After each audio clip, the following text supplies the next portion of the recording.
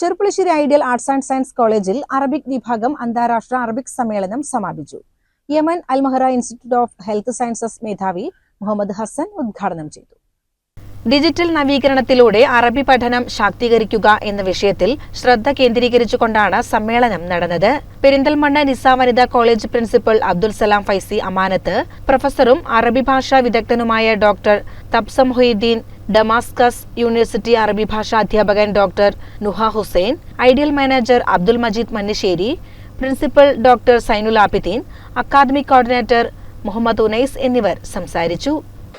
അപ്പോൾ നമ്മളെ സംബന്ധിച്ചിടത്തോളം ഇത്തരം അവസരങ്ങൾ എൻജോയുടെ അപ്പുറത്തേക്ക്, എന്റർടൈൻമെന്റ് അപ്പുറത്തേക്ക് നമുക്ക് അറിവുകൾ സമ്പാദിക്കാനുള്ള ഒരുപാട് ശലഭങ്ങൾ അല്ലെങ്കിൽ ആശയങ്ങൾ നമ്മുടെ മനസ്സിലേക്ക് ഇട്ടു തരുന്ന ഒരു അവസരമായി ഉപയോഗപ്പെടുത്തിക്കൊണ്ട് ഒരു സിലബസിന്റെ അപ്പുറത്തേക്ക്, യൂണിവേഴ്സിറ്റി പേപ്പറുകൾ പാസ്സാകുന്നതിന്റെ അപ്പുറത്തേക്ക് ലോകത്തോളം വളരുന്നതിന് വേണ്ടി ഭാഷ ഒരു പ്രധാന ഘടകമാണെന്ന് മനസ്സിലാക്കിക്കൊണ്ട് തന്നെ നമ്മൾ ഇതിനെ ഉപയോഗപ്പെടുത്തണമെന്നാണ് ബഹുമാനപ്പെട്ട വിദ്യാർത്ഥികളോട് എനിക്ക് ഈ സമയത്ത് പറയാനുള്ളത്.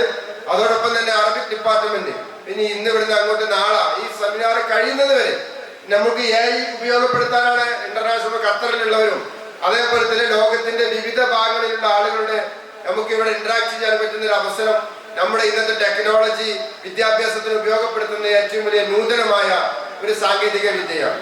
CCN ചെറുപ്പുളശ്ശേരി.